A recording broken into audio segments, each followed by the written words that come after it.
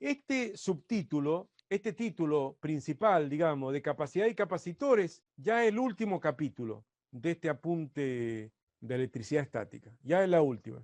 Hemos visto fuerza eléctrica, ley de Coulomb, intensidad de campo eléctrico, Newton por Coulomb, y todo el tema de trabajo, energía, potencial y todo el quilombito ese. Y este sería como una especie de cuarto y último capítulo, de ahora hasta que termine el apunte. Pero tiene varios temas antes, dentro del mismo tiene varios temas. El título primero, general de todo el capítulo, capacidad y capacitores. Pero vamos a entrar al primer subtítulo. Lo fui llevando de a poco al alumno, de a poquito al concepto del capacitor. El título es, se ajusta a los problemas, porque puede que hacer problemas sobre esto. O sea, no es que se me ocurrió a mí. No, esto todo aparece en los problemas. Carga y potencial eléctrico de una esfera metálica cargada y aislada. Acá tengo una esfera metálica. Vamos a suponer que maciza. Si es hueca, no sé, que cambiará algo. No, no sé. Ya vamos a ver, porque hay un problema que habla de una esfera hueca.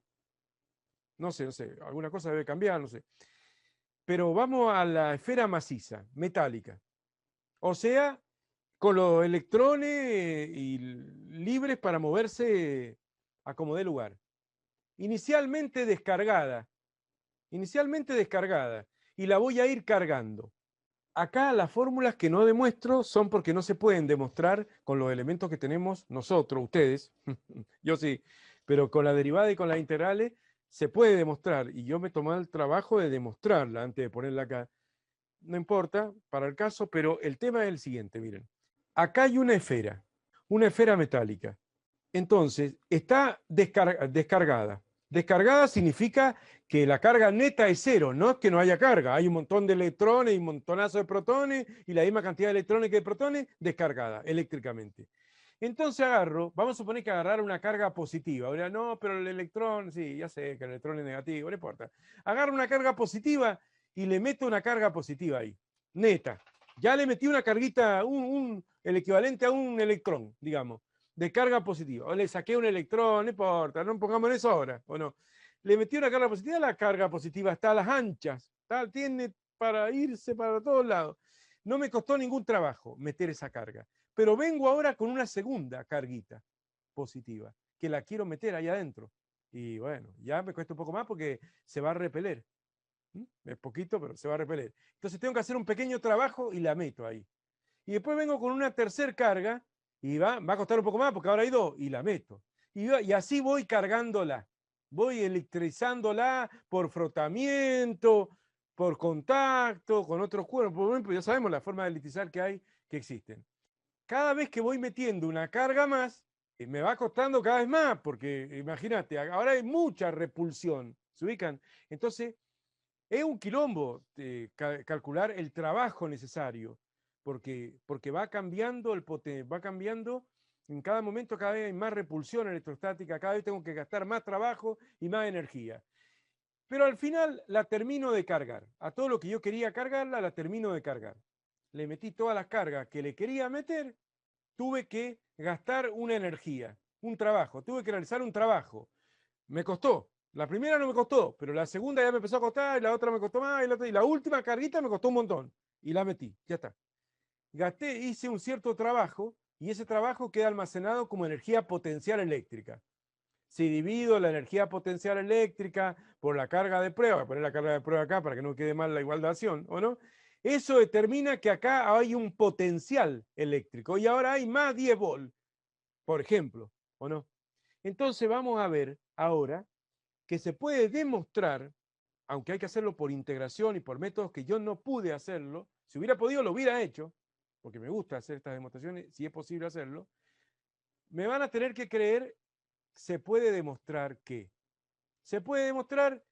esta fórmula, que el potencial de una esfera cargada es igual a K por Q sobre el radio de la esfera. Fíjense ustedes. Nosotros hemos visto, ¿qué fórmula hemos visto nosotros? Que el potencial a una distancia D de una carga Q mayúscula que provoca el campo es B igual B en el punto A, digamos, ¿no? Es igual a K por la carga que provoca el campo puntual ella, sobre la distancia a la que estoy de ese punto. Eso es lo que hemos visto, ¿o no? Esto lo hemos visto, sí, lo hemos demostrado, ¿no? Bueno, basándonos en cosas que por ahí no demostramos, pero sí, esto lo hemos visto ya, fenómeno. Entonces, ¿acá qué cambió? En lugar de ponerle la distancia D que hay entre una carga puntual Q mayúscula y un punto A, pongámosle, ¿cierto? Pongo el radio, que también es una distancia el radio, ¿no? Así que es bastante fácil de acordarse de esta fórmula. K por Q sobre R. Esa es la fórmula que me permite saber qué potencial en voltios, en volt, va a tener esa esfera metálica cargada en función de la carga total que le dé, la cantidad de carga que logre meter ahí, positiva, vamos a suponer, y el radio de la esfera. La K es una constante, ¿cierto? ¿Se ubican? O sea, esa es una fórmula que la tenemos que saber y se llama potencial en una esfera. Entonces yo, para que quedara más fácil de recordar y demás, hice este dibujo, que ya lo estoy más o menos explicando acá. Acá hay una carga Q en esa esfera metálica. ¿Dónde está esa carga? La esfera es maciza, tiene su volumen, ahí está representado como si fuera un círculo, pero es un cuerpo tridimensional, una esfera. ¿Dónde está la carga? En la superficie, toda en la superficie. ¿Pero por qué está toda en la superficie? ¿Por qué no se va y se reparte proporcionalmente en todo el volumen de la esfera? ¿Por qué? Porque hay cargas libres en un metal. Y si las cargas son libres y tiene carga neta positiva, tiene mucha carga positiva, ¿qué hacen las cargas positivas? ¿Se atraen o se repelen? Se repelen. Y entonces se alejan lo más posible una de la otra. Entonces no hay ninguna, ni siquiera una adentro del volumen del material metálico. Adentro no hay ni una. Están todas afuera, todas en la superficie, repelidas a lo más posible. O sea que las cargas, meto una carga y bueno, va en cualquier lado. Bueno, una carga. Cuando meta la segunda carga, no se pone ahí. No se pone ahí. No.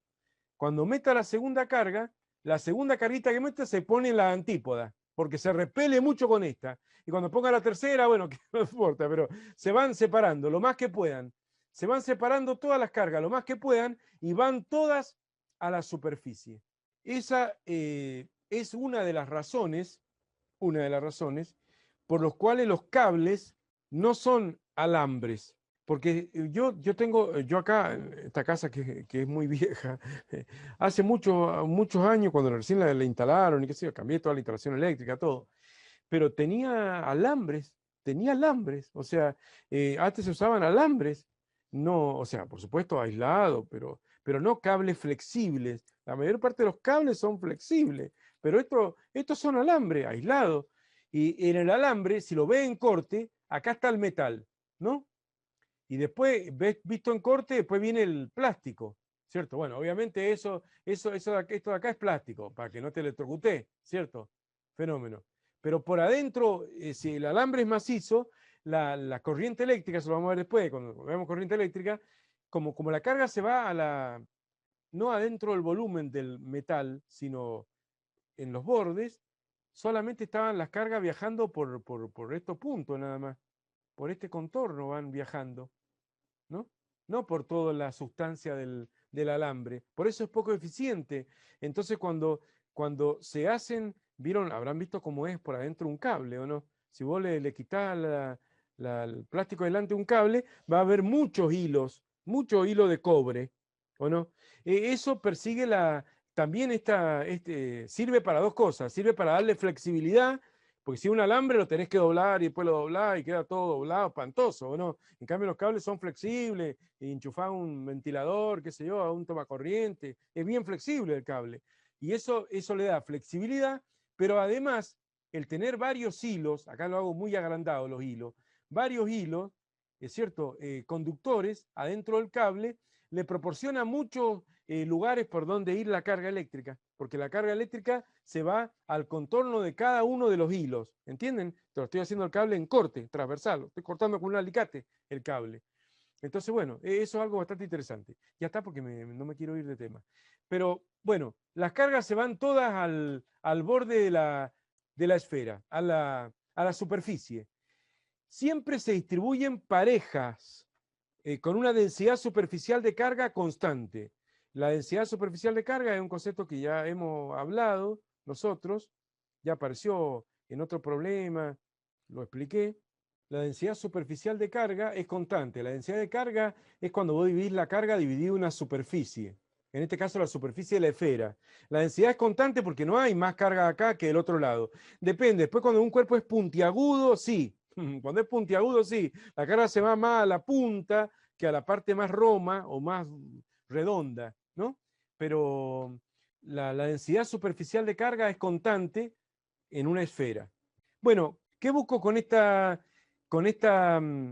dibujo? Se puede demostrar que el potencial eléctrico de toda la esfera cargada es el que tendría, y ahí está el dibujo, es el potencial que tendría un punto, vamos a representar ese punto del que estoy hablando, un punto, ahí está, un punto A. Es el que tendría un punto a una distancia igual al radio, ahí está la distancia, igual al radio de la esfera, por acá dice en línea de punto la esfera, es como que de pronto olvidémonos de la esfera, supongamos que no exista la esfera, supongamos que las cargas no estén como realmente están, una acá y otra acá y otra acá y otra acá, no, no, no, supongamos que están todas las cargas totalmente concentradas en el centro de la esfera, en el punto E, a donde no hay ninguna, en la práctica ahí no hay ninguna, bueno, hago de cuenta que todas las cargas de la esfera están todas en el centro, a una distancia igual al radio. Si tuviéramos esta situación, tendríamos que aplicar esta famosa fórmula, K por Q sobre D, que es el potencial a una distancia D de una única carga puntual Q que provoca el campo eléctrico. B igual a K por Q sobre D, como ya hemos visto. Bueno, ven que ahí la distancia es el radio, por eso es K por Q sobre R. Entonces, retomando esta fórmula del K por Q sobre D, y haciendo esa analogía de decir, bueno, acá tenía la esfera con la carga toda repartida en la superficie de la esfera y nada adentro, bueno, si me imaginara que tuviera toda esa carga concentrada en el centro de la esfera, a una distancia igual al radio de la esfera, por eso reemplazo D por R en la fórmula, y ahí tengo el potencial. ¿Se ubican? Y ese va a ser el potencial de toda la esfera cargada. Así que me gustó hacer esto para que el alumno pueda ver la analogía. Ese me gustó hacerlo para que, hay que sabérselo medio de memoria. K por Q sobre R. Es como K por Q sobre D, pero con R, con el radio de la esfera. Ese es el potencial.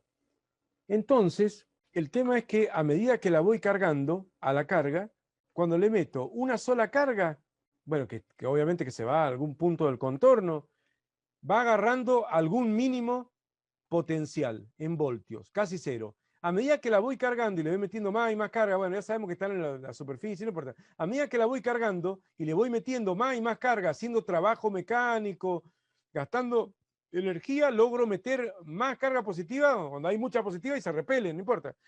Mientras más carga le meto, más potencial adquiere la esfera. Entonces, eso es lo que hay que saber ahora. El potencial de una esfera cargada es directamente proporcional a la carga neta que le meta. Mientras más carga le meto, más potencial tengo. Si quiero que tenga 10 volts, tengo que meterle cierta cantidad de Coulomb. Si quiero que tenga 20 volts, el doble de Coulomb.